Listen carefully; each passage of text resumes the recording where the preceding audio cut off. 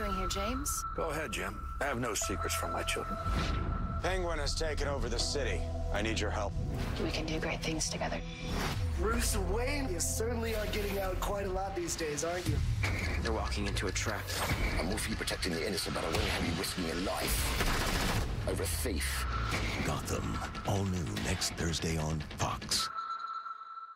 What is up, YouTube, and welcome to this Gotham episode 4 season 3 trailer breakdown. So if you're new to the channel, please do drop a like, please do subscribe, and if you haven't checked out my video for the previous episode of Gotham episode 2, then, well, go and check that out, because that's quite a meaty review, and I really did enjoy that episode, and this season is becoming very, very good. If not, the only downside would be that they're treading a lot of footage, or a lot of the path that Batman Begins has already done, but I guess you can't really do Batman, or kind of avoid Batman Begins, because, well, it is the early years of Bruce being Batman, and, well, I guess they could have just opted to skip Scarecrow, but Scarecrow in the previous episode was very, very good. I really did enjoy the actor who played him, but it looks like here that good old Jim is selling his soul to the Falcones, and we've got him meeting with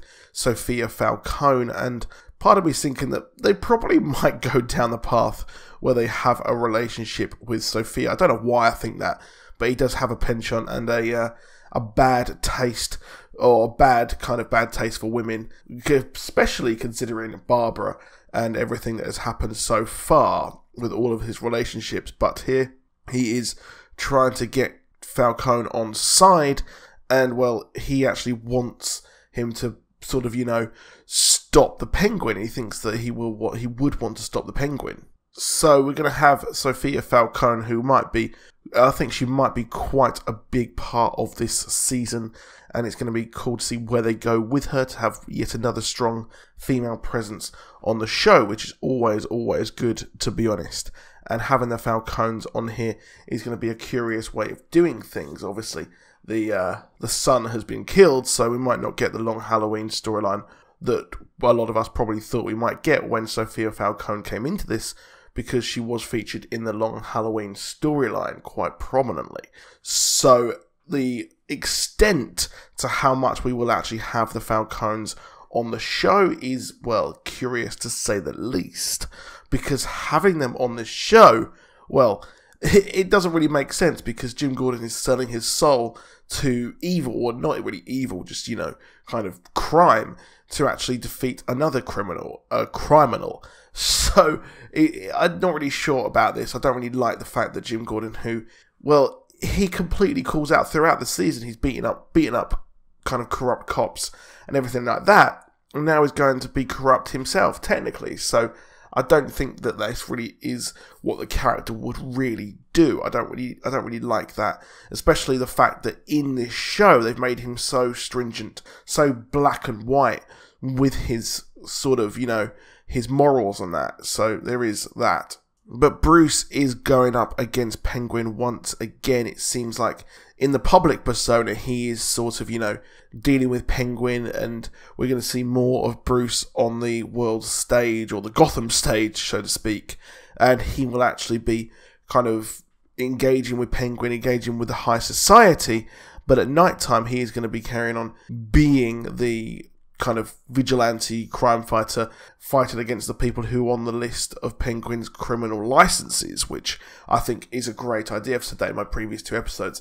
I really do like the idea of criminal licenses, and it's very kind of Tim Burton, very kind of really over the top, and kind of a bit camp and ironic and kind of thing like that. But he is going to continue on in his ways of being the Batman as well, and it does look like Selina, who seemingly she has got in the promotional images her suit, but it looks like she's wearing a jacket over her suit here and some sort of mask.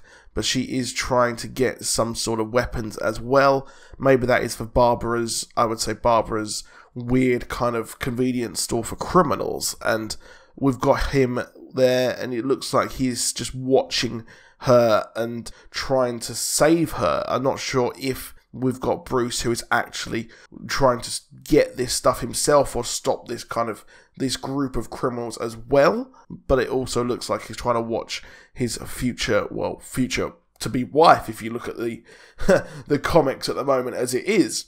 So we've got quite a lot going on in this trailer as well. And we've also got, we've got Ra's al Ghul featured in the images for the upcoming season and also the upcoming episode.